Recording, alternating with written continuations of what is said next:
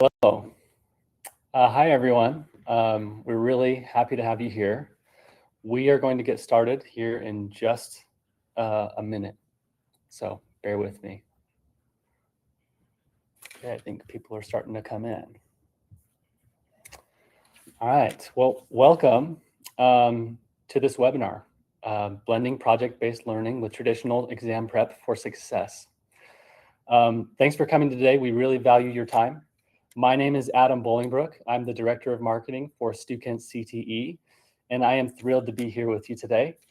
Before we jump into our topic, I'd like to go through just a few items. We sent out an email update on Monday, but for those of you who didn't see it, our original co-presenter, Monice Maurice, had a conflict and ended up not being able to join us today, unfortunately. We apologize for this inconvenience. However, we were able to connect with an amazing replacement presenter, Tom Mavis.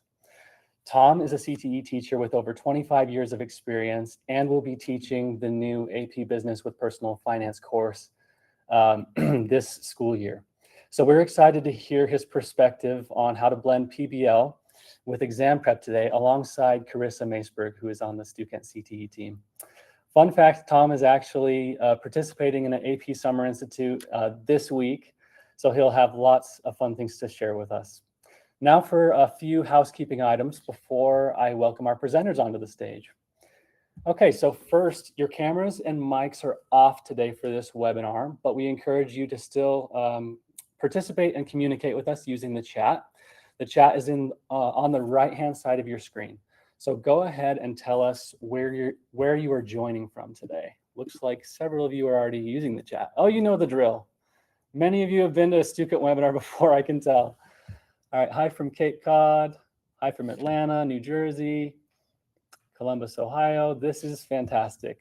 Thank you for using the chat. Okay, after the presentation, we will have a Q&A, so be sure to put your questions in the chat throughout this event. Don't be shy about it. Our presenters might not address and answer every single question immediately as they come in, but we'll make sure to take note of all the questions, and we will get those questions answered during the Q&A portion at the end. You'll also see some polls coming up during this webinar. For the first poll, we'd love to know if your school or program is offering this new AP Business with Personal Finance course this school year. So go ahead and answer that poll. While we're waiting a few seconds for the responses to come in, I wanted to let you all know that we plan to share this recording with all attendees and registrants.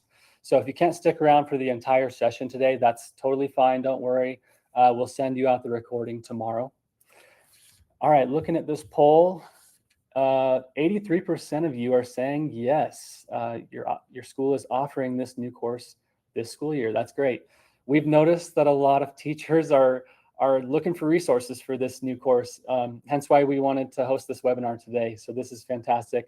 8% of you said maybe, so still on the fence. 4% said planning for next school year, and then 4% said undecided. Okay, that's great. Thanks for letting us know. So for those of you who are not familiar with us at Stukent CTE, we work to bring innovative curriculum, hands-on internships, industry-leading certifications, and cert prep to CTE classrooms across the country. Our mission is to help educators help students to help the world. And I can say that truly everyone here on the Stukent CTE team really believes in that mission. We provide engaging course materials across multiple disciplines, including business, marketing, finance, agriculture, hospitality and tourism, and culinary arts. All right, we just shared out a flyer that you can download actually and see our various course materials that we offer. If you're interested, you can get a free 30-day trial of any of our course materials as well. So let us know in the poll that's going to pop up, and one of our helpful course consultants will reach out to you after the event today and get you all set up with our platform, and you can access anything you want.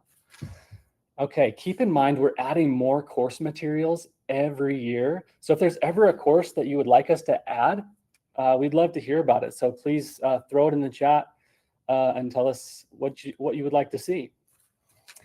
Okay, I'd like to now invite our presenters today to join me on the stage. So welcome Carissa Maceberg and Tom Mavis. Carissa is a portfolio manager at Stukent CTE, overseeing the development of our innovative business, marketing, and finance resources for CTE classrooms. She is a former educator with 10 years of high school classroom experience. Carissa not only taught an AP course, but also served as an instructional coach specializing in teacher professional development and the design of high-impact standardized test prep resources. Tom has been a CTE teacher for 25 years in Rochester Community Schools District. Over the years, he has taught a variety of courses, including accounting, small business management, business law, web design, and virtual enterprise. In addition, he has served as an advisor for BPA for 23 years. He earned his bachelor's degree in supply chain management from Michigan State University, go Spartans, and later obtained his master's in education from Wayne State University. Beyond the classroom, Tom enjoys spending time with his wife, who is an elementary school teacher, and their 4 daughters, ages 20, 18, 16, and 7. His passion for education and real-world skill building continues to inspire his students to explore careers in business and technology. All right, Carissa and Tom, take it away. I'll stop talking and I'll exit the stage. And once you're ready, I'll join again for the Q&A. Perfect. Thank you, Adam. Well, I am just so excited to be here. This is probably my favorite part of my job, is when I get to hang out with teachers and feel like I'm making a difference still in the classroom. I've been out for about 2.5 years now, and of course I miss it. There are components that I miss, but I love that my job still has the opportunity to collaborate with amazing teachers like yourself, Tom. So thanks for joining today, Tom. Thank you. My pleasure. Thanks for having me. Well, I'm going to jump right into things. Tom and I have a lot planned for us. So when I first saw that College Board was finally welcoming CTE into the AP world, I was so excited, but also had so many questions and wonderings when they said that this was going to be a project-based learning course. So I love that we get to kind of dive deep into this today and see, like, how are we going to transfer knowledge from project-based learning to performance on an AP exam. So I want to just dive deep first, though, and make sure everyone is aware of who Tom really is. Tom, like Adam was saying, has so much experience in the classroom. But I'd love for you, Tom, do you mind just sharing? You've been using Stukent for 6 years. Will you let everyone know, like, what have you used with Stukent? What do you enjoy using in the classroom? Yeah, sure. First of all, hello, everyone. Judging by the poll, a lot of us are offering this AP class for the first time. So we probably have a lot of stressed out people on this call as we get close to the start of the school year. And hopefully what Chris and I will do today is kind of put our minds at ease a little bit, and, kind of that we got this, mantra that we survive by, right? So I kind of came across Stukent CTE, it was Business U at the time, right around that COVID time frame. And if you haven't gotten access to it, take advantage of that free trial. I know that's how I got my start, with just getting in there, clicking around. The folks over at Stukent are very helpful and accommodating, so they'll give you access to all the classes that you need. You can take a look at it and see how you could benefit from it. But I've used it over the years, primarily in accounting. I had a different software that I used for years, and was ready for a switch. And definitely reignited my passion for teaching accounting once I got a hold of Stukent's course. And I've also used it a little bit for my small business entrepreneurship class, and then also an intro to business class, along with using some of the simulations that we'll talk about, and then how it all kind of blends into what we're going to be using with this, with the AP business and personal finance course. Perfect. I love your mantra. We're all in this together and we're going to survive it, because that's what teachers do, especially AP teachers. I remember I built my community through an APSI, which I love seeing. Is it Jeanne? I'm sorry if I'm saying your name wrong in the chat. Just, connecting with somebody that they had an APSI on, because you can never have enough support with AP. So building that group is essential. And Tom and I are here to also join that support group with you. Tom is currently, like Adam was saying, in an AP Summer Institute this week. So if you have no idea what I'm talking about, College Board essentially offers AP Summer Institutes to all teachers teaching an AP course. So it's basically like a training of the course and the exam to set you up hopefully for success. But they are long days. So poor Tom is sitting on an online training right now. I know they have some in-person ones as well, but all day long. So I just can't thank you enough for continuing to sit online and being engaged with us. But Tom, let me I'm going over my allowed screen time. My daughter's gonna yell at me. Yeah, Okay. you definitely are. I'm sure you're going to be ready for a good brain break this weekend. Tom, let's just illuminate and give us your backstory about this course at your school. Tell us maybe where does this course fall in your pathway? What would students learn before or after? Or paint the picture for us. Sure, and some of you you might be in similar situations, but so our district in Rochester, it is very academic driven and AP based. I would say that on average, our students probably have at least 3 APs that they take, and it's not uncommon to see those juniors and seniors kind of loaded up, and especially junior year, maybe have 4 APs in the same year. So they're going to be familiar with the AP model. Myself, I've never taught an AP class. My colleague next door to me, he's a computer science teacher. And so he's taught the AP courses. And so he's going to be a good resource for me and kind of how that goes. Although as I'm going through APSI, and I don't know if we can get feedback from the group. I don't know how many of you have actually done the Summer Institute, but I'm learning more and more that surprised that the kids really aren't submitting anything on College Board or the AP Classroom, which is much different than I know my colleagues' experience with computer science, how they're submitting quite a bit. So that'll be interesting. We're also trying to navigate how this class is going to fit with our current structure. We have a business functions class, which is our intro to business. We teach 2 levels of marketing. We have entrepreneurship and small business. We have a couple accounting courses.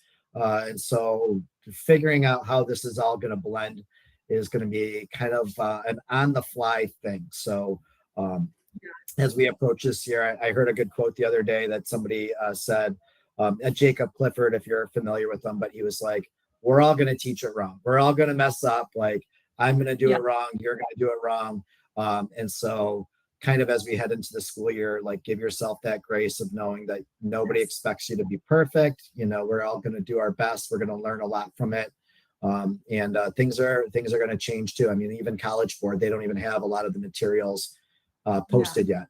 And, we're starting, and some of you are starting like probably next week. So it's all going to be okay. I love your transparency, Tom, of just like being real with it, because I can remember just so vividly when I first took on teaching an AP course of just the weight of a new course and the weight of AP. There's so much comparing with scores and such. It feels like a lot, but I would stress too, like Tom is saying, give yourself some grace. It's the first year this is happening. And so you will survive it. And hopefully it'll end up being one of your favorite courses that you dive into. It looks like too, so many of you have done an AP Summer Institute, which is awesome.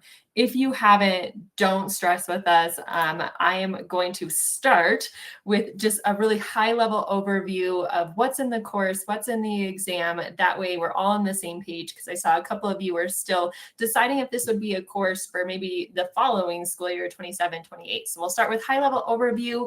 I'll show you some of the student resources we have, and then we'll really dive deep into some strategies for connecting that project-based learning to exam performance here. So let's talk about the course to start. The course is broken up into 5 different units. I really think about it as 6. 5 seems small, and there's so much content in this. And unit 3 is broken into 2 huge parts. I mean, you're really, when you dive into the standards, teaching so much business and so much personal finance. And then there's essentially 2 main projects that they suggest going through with your students, and all with this like project-based learning approach. So Tom, do you mind, can you just give us like a 1 or 2 liner of these projects they're talking about? Yeah, so the first one, the main one, which encompasses units 1 through 4, is that business canvas. The kids are going to be working on it throughout the year.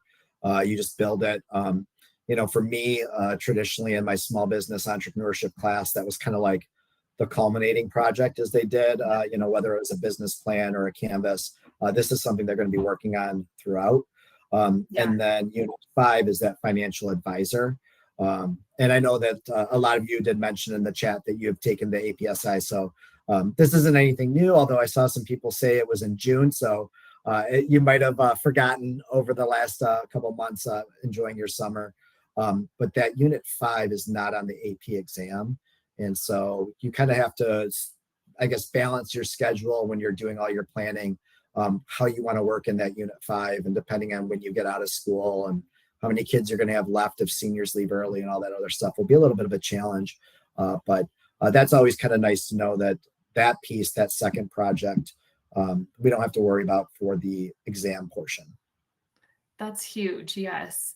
Tom, talk to us about your experience with PBL. Like, have you ever done it? And do you see like differences in this course, or what's your plan as far as PBL?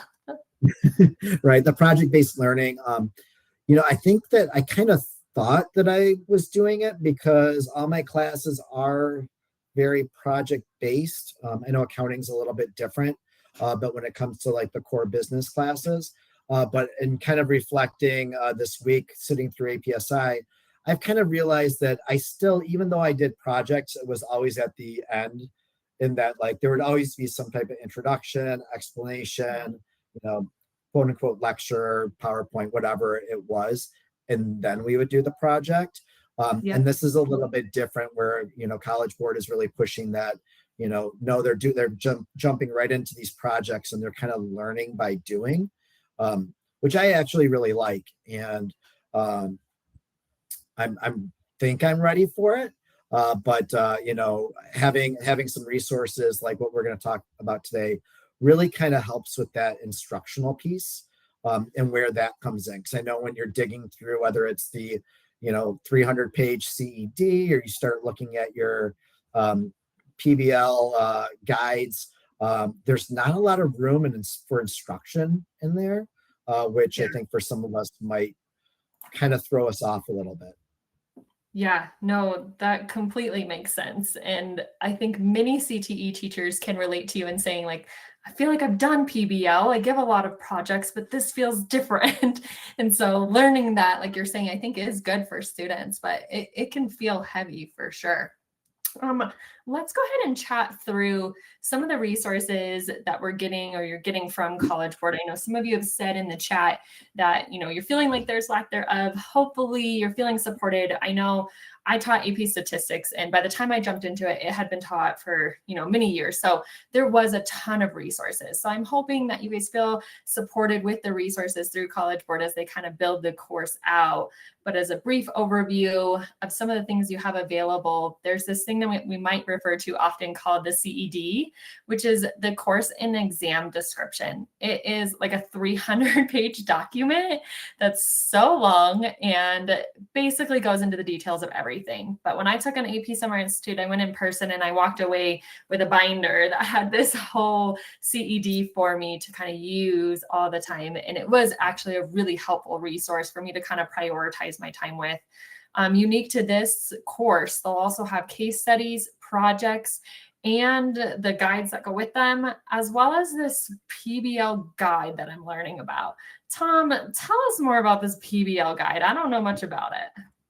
So luckily, somebody asked the question during our time yesterday and kind of helped navigate where to find it. So it was kind of difficult to locate it on AP Classroom. But basically, it's like its own separate thing. Each unit has the guide that's about 50 to 60 pages that will kind of give you a day 1, a day 2, and so on. So along with your CED, 300 pages, and then your PBLs, which are, in total another 300 pages. It's a lot and it's very overwhelming. And in starting to dig through it, which I'm sure a lot of you have, you kind of notice that it might tell you like, hey, do this, hey, do that, but it doesn't really give you what that is.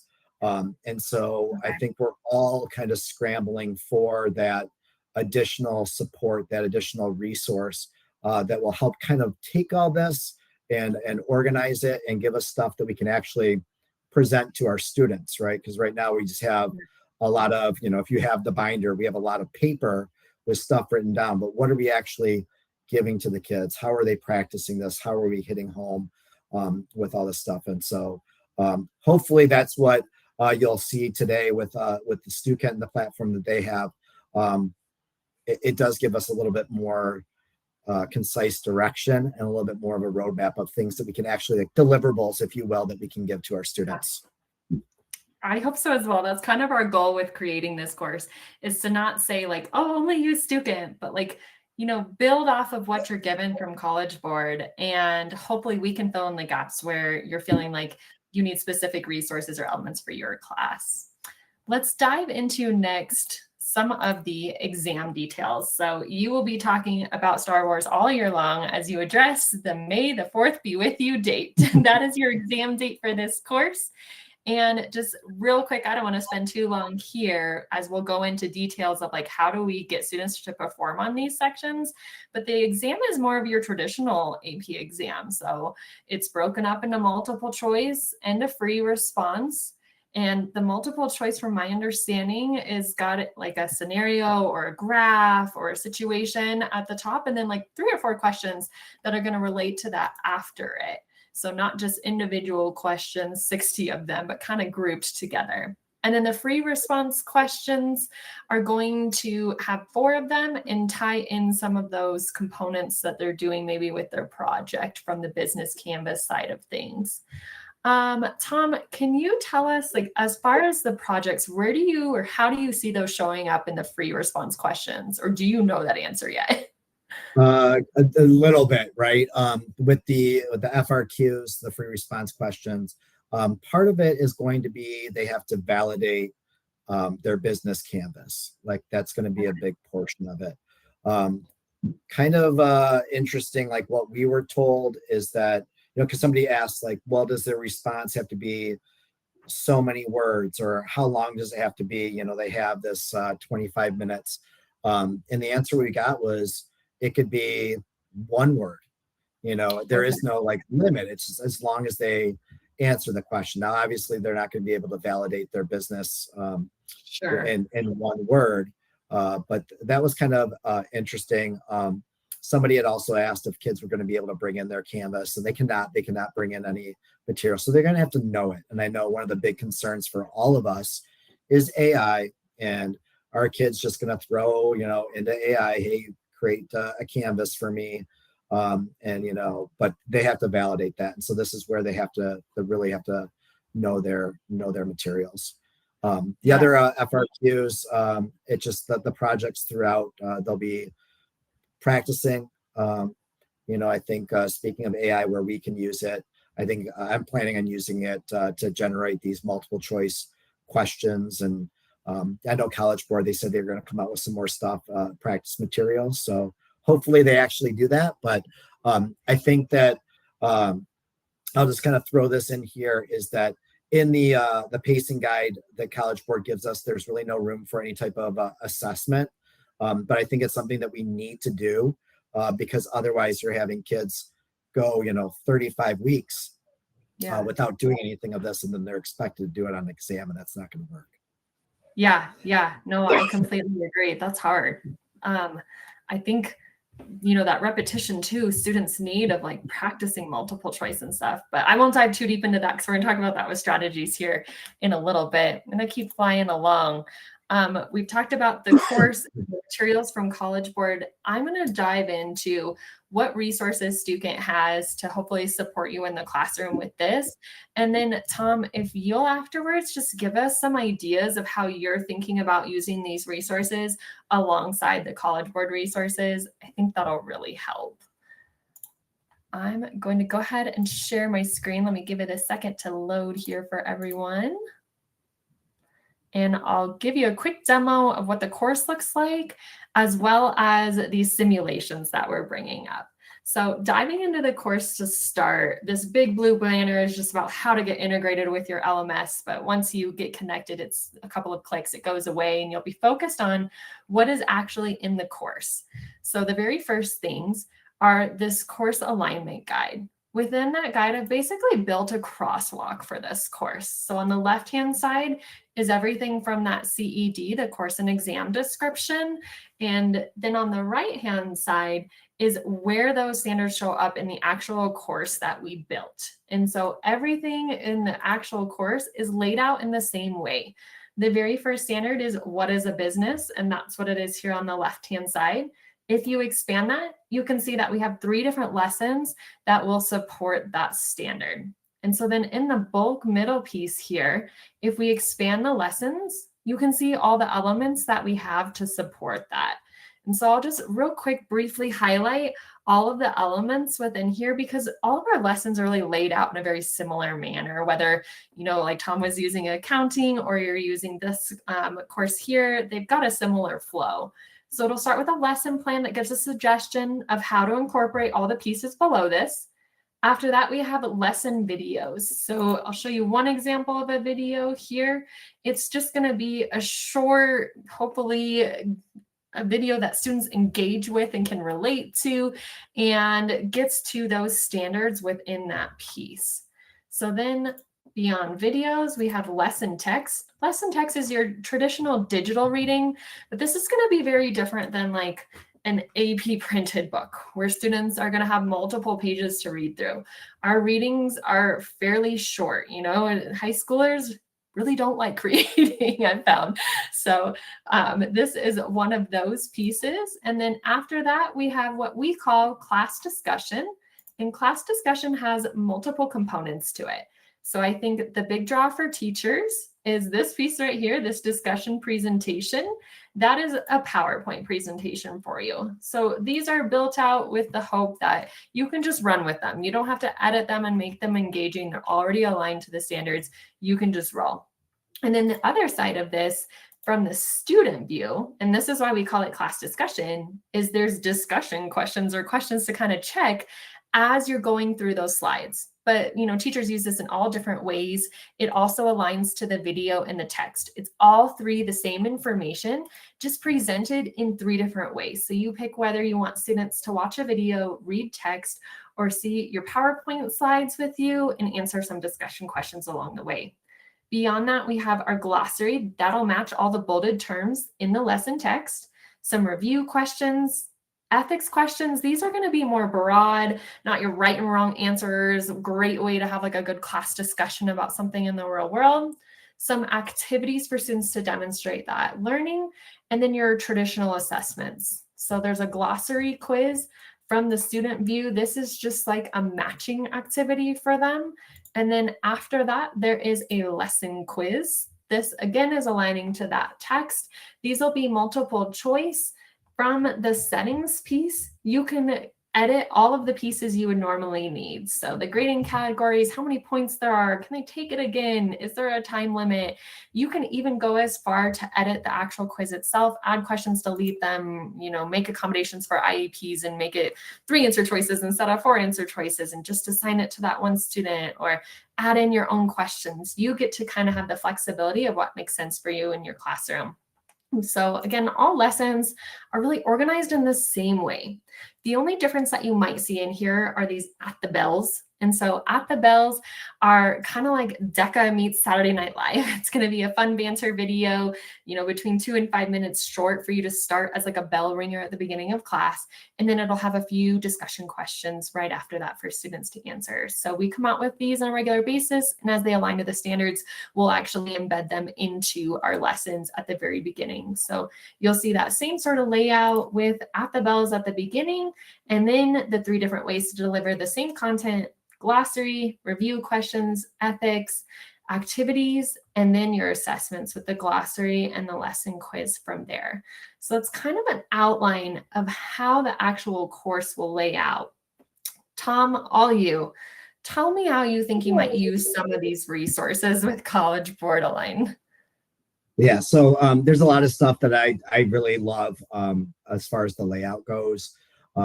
The delivery methods. I know that in looking at what we have, the actual instruction time, it doesn't seem like there's a lot there. Yeah. So for me, it's going to be kind of new. I think I'm gonna have to assign some homework or some outside of class things, but I think this is a really good. They're short. Whether they do the reading or they watch the video, they're short. I mean, most of these are in that 6 to 8 minute range. So it's not a lot, but it's something that kids can do the night before to prepare. Um, I'm even thinking of like those class discussions are kind of like guided notes. So it's a good way to have them just prepare for class. Plus, as teachers, we need some stuff for the grade book. And it can't just be all these kind of projects here and there, because most of what they're going to be doing on a daily basis is partnering up or working in teams, sharing with each other. And it's great. And you can kind of see if they're doing it and they're going to get a lot out of it, but there's not a lot of like concrete, submitting something, being able to get a grade. And so I kind of anticipate using some of those things as far as like a preparation piece. The other thing with the vocab, I know that with not having a lot of instruction, like dedicated, hey, I'm going to do my PowerPoint, give you all this stuff. The vocab is something they need to know. And the projects jump right into it. Like they have to know this stuff. And so having that where they can go ahead of time and look at it is going to be really nice. And I'm glad you mentioned the BU at the Bells or the at the Bell series. It's awesome what you guys have done. They used to be their own separate like classroom or tab that you had to have. And then in the last year, they've been incorporating that. So they just show up in the lessons and it's so great. So you no longer have to watch all of these and guess where you're going to use them, but they are fun. They're engaging. They're really great for whether you wanted to do a whole class discussion or just, amongst your group, just kind of respond to it. They're current events and they're all very relatable. The presenters or the people that are in those, they're not old like me. They're young people like Carissa, so the kids can relate to them very well. So it's a good fit. So that's ultimately, I think, how I'm going to use it is that support piece, some out of class, some at the beginning of class, or maybe even like as an exit ticket type thing too. Yeah, no, I'm glad you brought up the like vocab piece. I'm a part of a few Facebook groups and I have seen that questions particularly get brought up over and over again of what are teachers doing to help with this as they know that this is going to be a lot to learn. So, starting with that or emphasizing it at the end will hopefully help. I've heard a lot of teachers. Oh, I'm sorry, Chris. A lot of teachers have commented on how they still like doing like a vocab quiz. And so, this just leads, it's, probably the best thing is it grades itself. So it's auto grade. So if you have, I have 3 sections coming up, so I'm going to have about 90 students. So, I can't give a vocab quiz and hand grade 90 of them. So, but here I can do that. And then it just, it's all grades. It shows up. And it also, as you can see on the screen, it connects to your LMS, whatever you're using. And there's some other features that I'm sure Carissa will get into, or we can answer later. But it's very user friendly. That's our goal. I mean, I won't touch on this for too long, but as Tom was saying, we do have kind of a plethora of features on the right-hand side that allow you to hopefully just make this easy in your class where you literally just like toggle these pieces on and off to start. They all start, let me see if I can show you these red ones. Everything starts off so your students don't see anything and you literally just like click on it and then your students can see it, but you can make it, as in depth as you need. So I can use those options on the right-hand side to maybe just enable for some students in my class. And I pick and choose like, oh, you were absent, I'll show you the video, or I'm not going to share this with everybody. Or I can push this out to my students where it just like shows up on their screen, whether they like it or not with it. You can create a copy and that's where you get to edit anything you want. You create a copy, it just puts the exact same element underneath of it. And then you'll see the option to go in and edit it and, make it what you need for your students in your classroom. But good point, Tom. Love that. I'm going to dive into just really quickly Simternship. So as I heard about the project-based learning approach, all I could think is, well, that'll be perfect for teachers to use simulations alongside of it. Hopefully it won't feel like this complete tangent of like, well, I've been working on projects and now I'm just like sitting and getting, right? No, there'll be this transition, I'm hoping.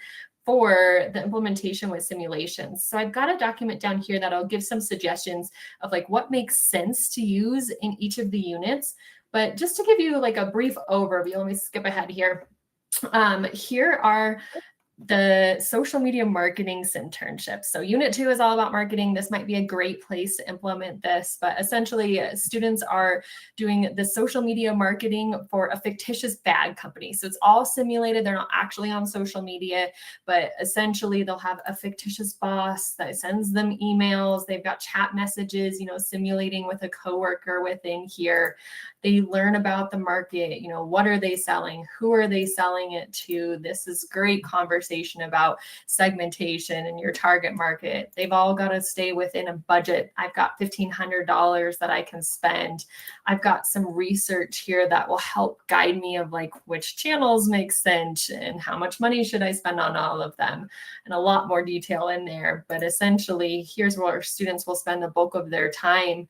They'll actually create this social media ad. So they'll purchase media with their budget. Hopefully it's aligned to their target market.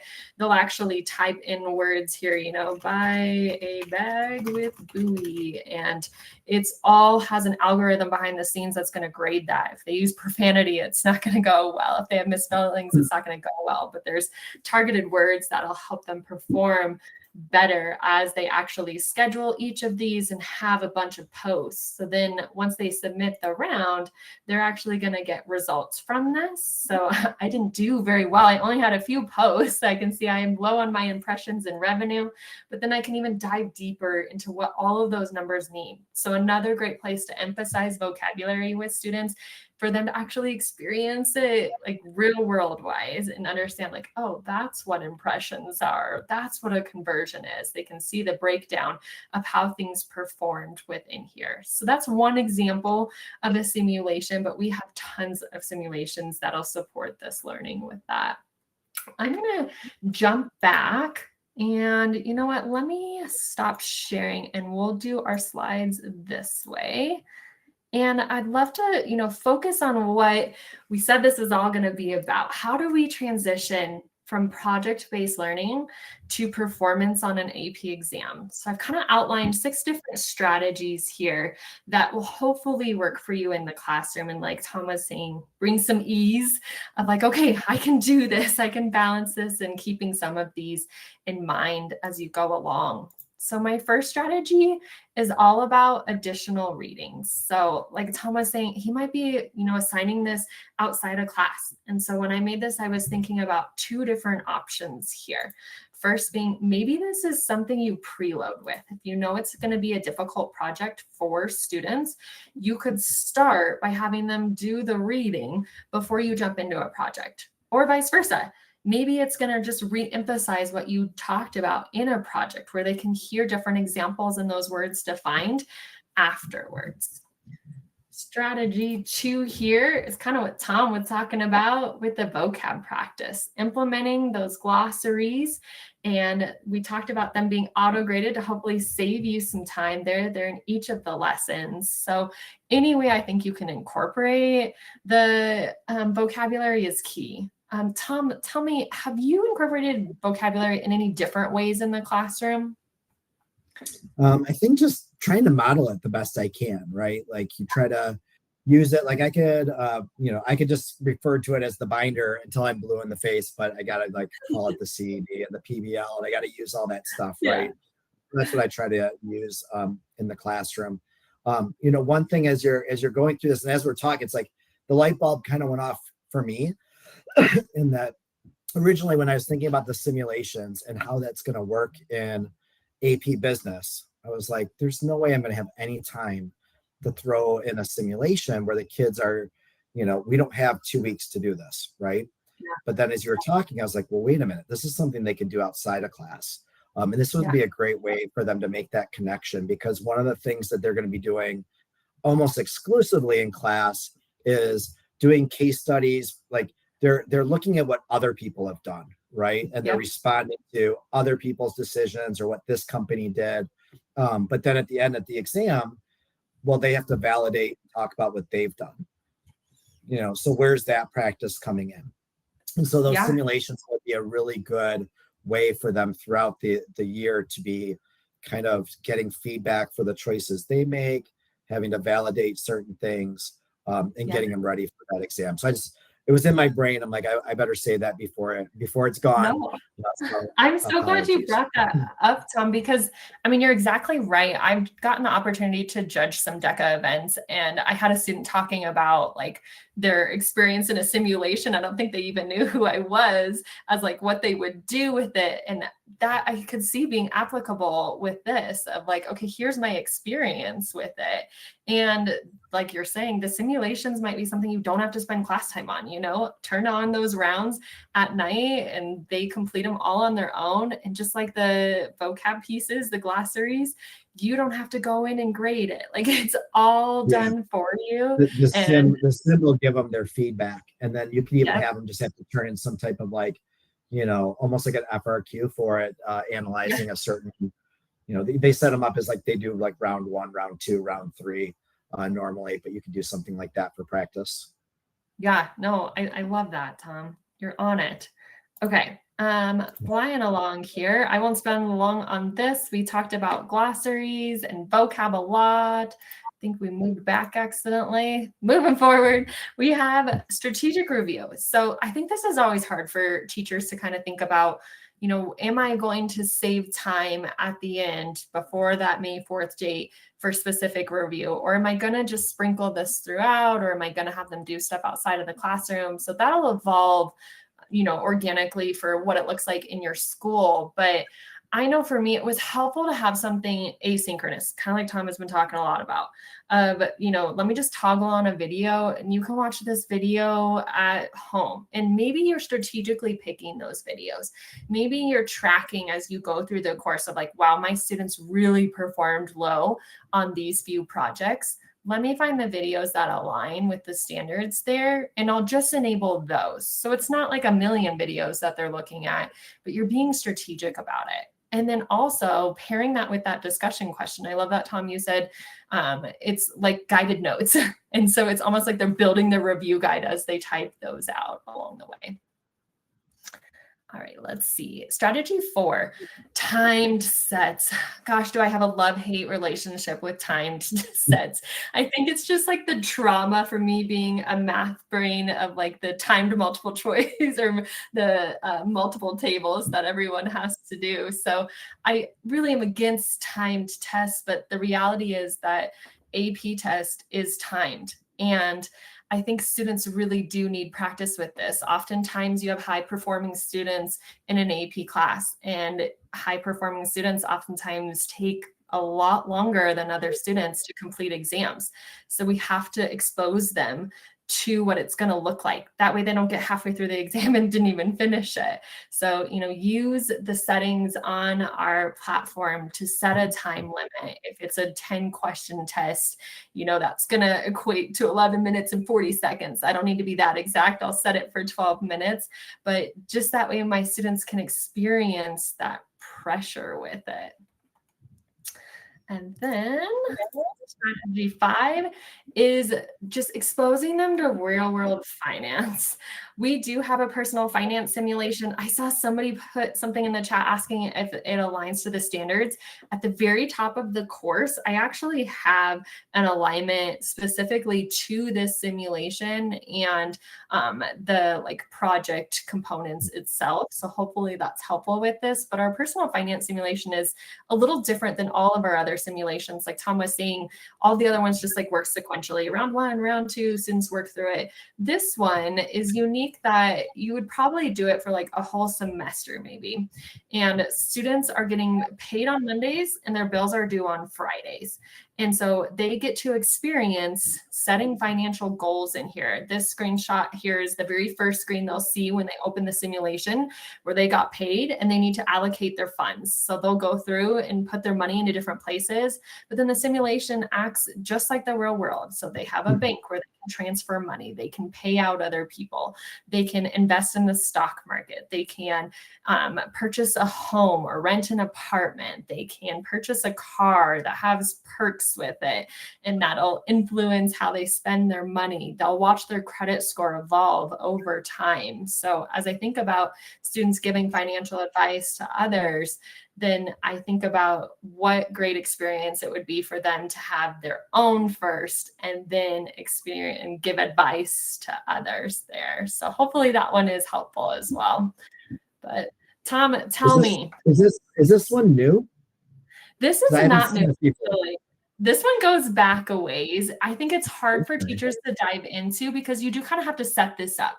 Where the other simulations, you literally just toggle on the round and go. Where this one, you've got to open up the housing market or open up the car dealership. And most teachers wouldn't start with that because otherwise your students are just going to go wild and they don't even have enough money the first week to do all of these things.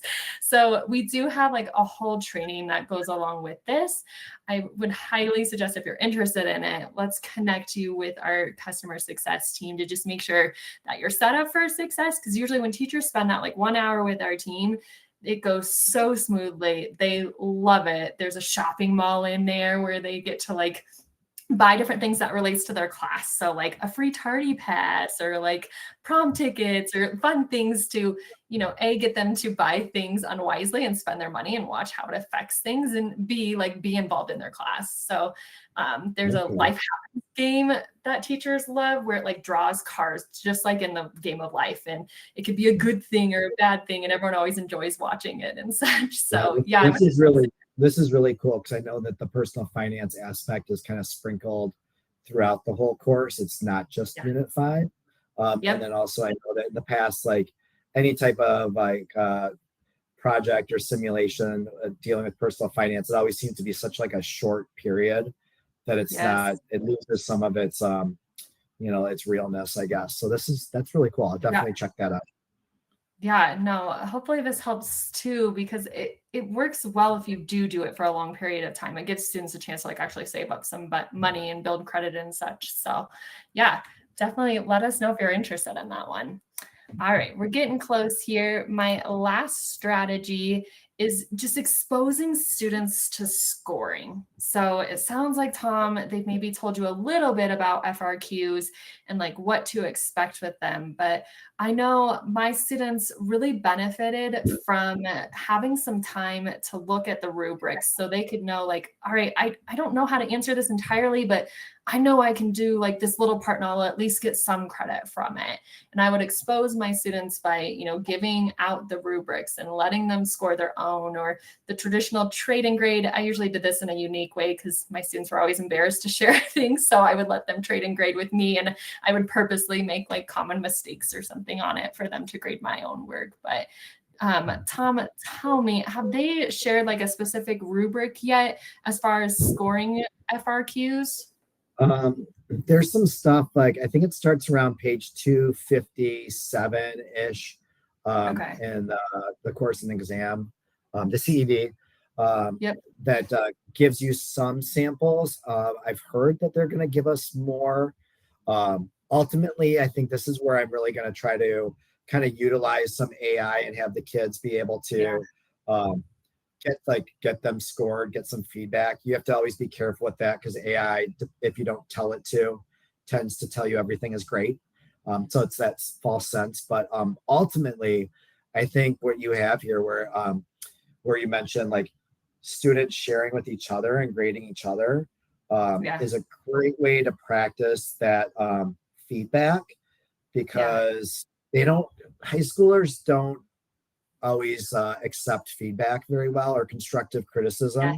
They don't really know what it means. They think that you're telling them it's terrible, it's wrong, and they either get upset or they want to fight you on it, and you're just no, these are ideas. And so the more they can practice that, because if they want to one day be a successful business owner, they have to be able to handle feedback and criticism, be open to it. Otherwise, I mean, they're going to be doomed from the start. So I think that as much as we can do this and have them practice it in a variety of ways is going to be great. Yeah, no, that's such a good perspective there. And I love your analogy of bringing it back to the real world for students. All right, we're getting close on time. I really only have one last piece before I welcome Adam back. And I know there's been lots of questions, so we'll address as many as we can. But I just wanted to point out some of the certifications that you could consider giving students for this AP course, because the reality is not every student may be taking the AP exam, or maybe they're not going to a college that actually accepts this. So think about what could you actually have students walk away with that they can, put on their LinkedIn or building out their own professional portfolio with. So as I think about the curriculum in this course, I'm thinking about some certifications that Stukent has that I think students would still be successful on, even though maybe not 100% of the curriculum has been exposed to them, enough of it has. And then of course, too, I know a lot of states have the entrepreneurship and small business certification on their industry recognized list. So that might be another good one to consider as you build this course out. But I'm going to welcome back Adam, and we'll try and hit between Tom and I as many questions as we can. All right. Thank you so much, Carissa and Tom, for sharing all of your fantastic insights. That was really, really valuable. I think that we all got a lot out of that. And thanks everyone for being here again. Thanks for participating in the chat. There's been a lot of great questions and comments. So it was a great time. We just shared an AP Business with Personal Finance flyer that you can use to reference the highlights of our test prep curriculum. We also wanted to offer a free trial of this curriculum specifically. So let us know if you would like a free trial of that. If you say that you are, one of our course consultants will reach out to you shortly to get you all set up. Okay, let's get to the Q&A session then. We got some great questions. So first one is from Tavon. Hopefully I'm saying your name right. And you might have briefly covered this, Carissa, in the session, but wanted to see if there's anything you wanted to expand upon. Does this course align with the course day to day as it does in the implementation guide? I'm going to upfront say no. Like the implementation guide, and Tom, you'll be able to chime in here, to my understanding, is kind of like a day by day outline of things. And we're more like aligned to the CED and just like the standards. I've got all those standards in one area, but how you pace that out, you have the flexibility of. Tom, am I accurate on saying this? Am I interpreting the implementation guide correctly? Yeah, so like what you would see in Stukent CTE would be like the units and the topics are in order. So as Carissa showed, it's like unit 1, and then it has 1.1, 1.3, 1, like all the way through 1.8. So that material is all there, but there's not necessarily that same pacing guide where it's day 1 do this, day 2 do that, and then that's actually a good thing. That would be too much and it would be overwhelming. This is more, okay, I'm in 1.4 right now. Here's something that I can give the students that reinforce things or maybe explain it, a little bit better than I feel like I did in class today, or that College Board project, like they were still a lot of confusion. So it's aligned that way. Thank you, Tom. Awesome. Thanks, Tom and Carissa. Next question. What SimTernships beyond marketing align with this course? I am actually going to share my screen if that's okay. I was trying to pull this up while we were chatting there.